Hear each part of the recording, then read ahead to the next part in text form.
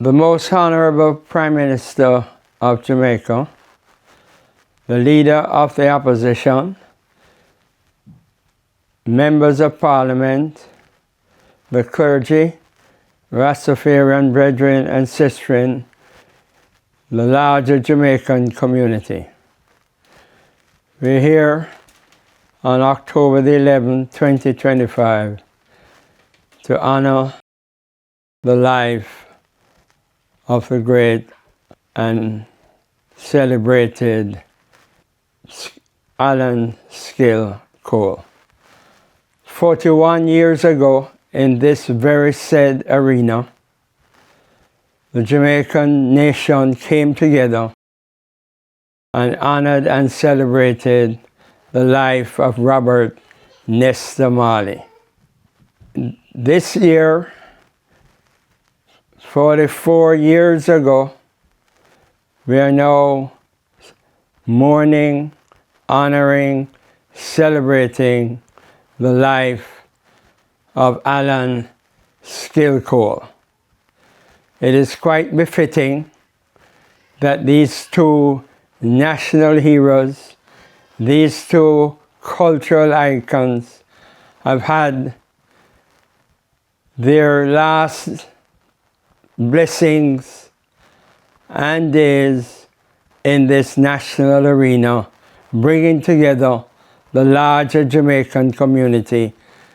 And that is unquestionably a tribute to the kinds of contributions they have made to this developing nation. In many respects, Marley and Allan had a symbiotic relationship. They both inspired each other, and they represent the best and the brightest of the new Jamaica. Allan Cole had an interesting high school career. He began his high school career in downtown at Kingston College. He moved uptown to Campion College, and then he went to the rural areas to finish his high school at Vere Technical in the rural parish of Clarendon. Growing up, Allan had some marvelous mentors. No question, while at KC, Foggy Burrows was a mentor. At Campion College, Joe Matalan was a mentor. And at Vere Technical, Derek Tomlinson was a mentor. And in those formative years, growing up in Santos, winning a multitude of trophies, that the founder of Santos Football Club, Winston Chungfa, played an important role in the development of Allan Cole's football and in his development as a human being.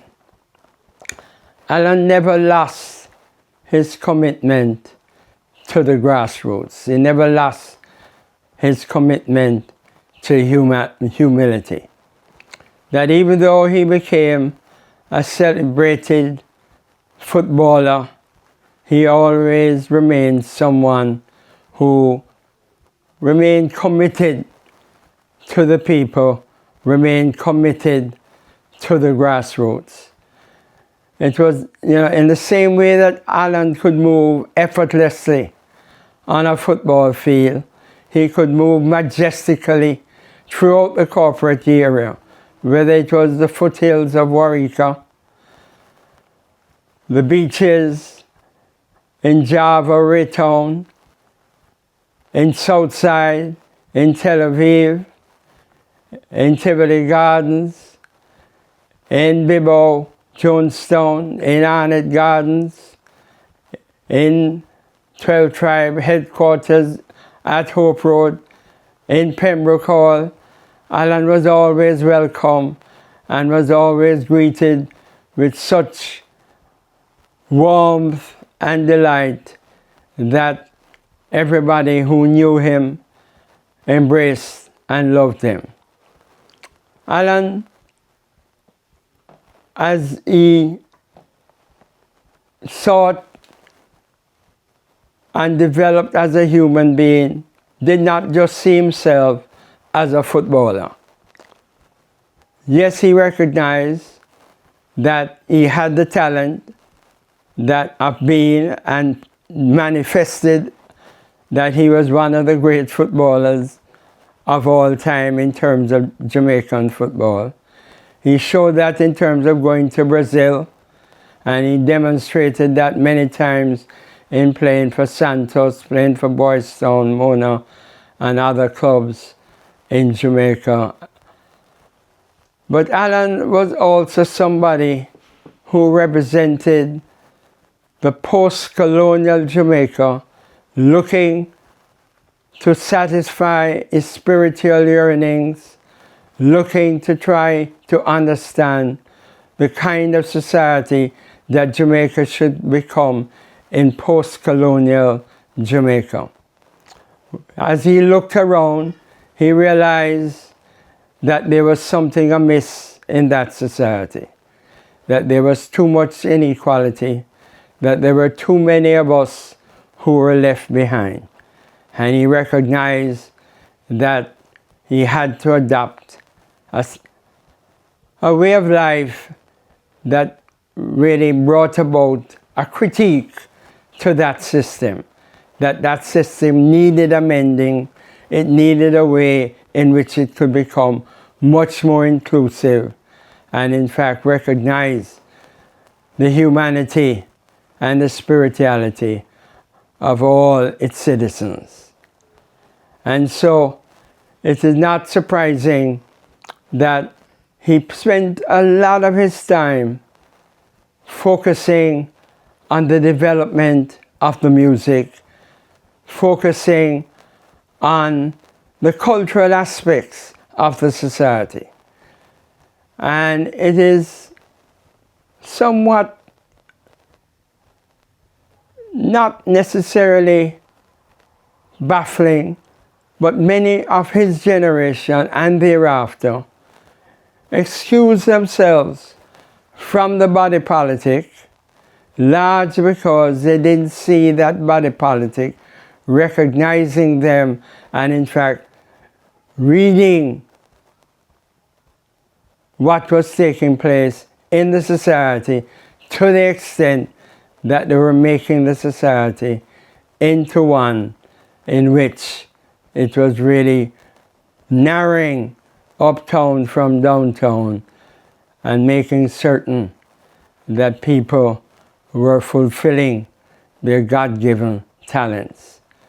And so he, in many respects, gravitated to the music, because the music, in many respects, shaped the culture, as well as the culture helped to shape the music. And Allan recognized the international significance of Marley's music long before it was recognized within Jamaica.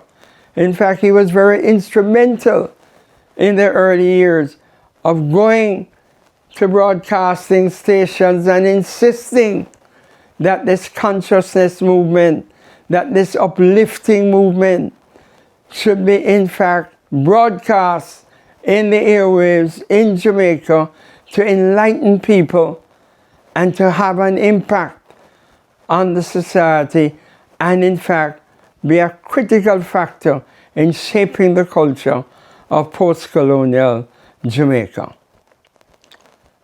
So even though Allan crisscrossed the world in going to play in Brazil, in Atlanta, traveling to Addis Ababa and Shashamane, there was no place for Allan than returning home. He was that servant to Jamaica.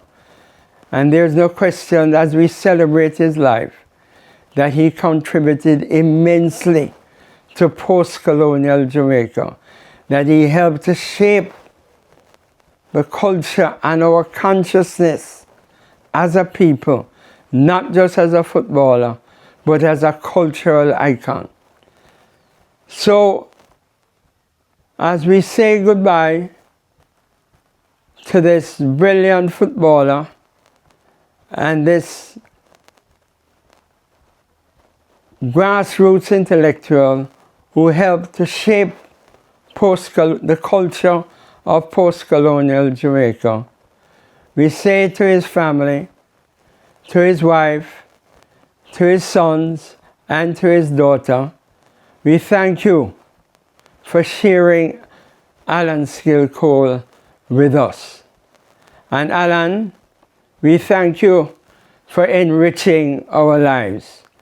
Those of us who knew you, loved you, and you will forever remain in our hearts, and we will continue the journey that you began, and to try to make Jamaica into a far more inclusive society, and so that human beings can in fact fulfill their well-being.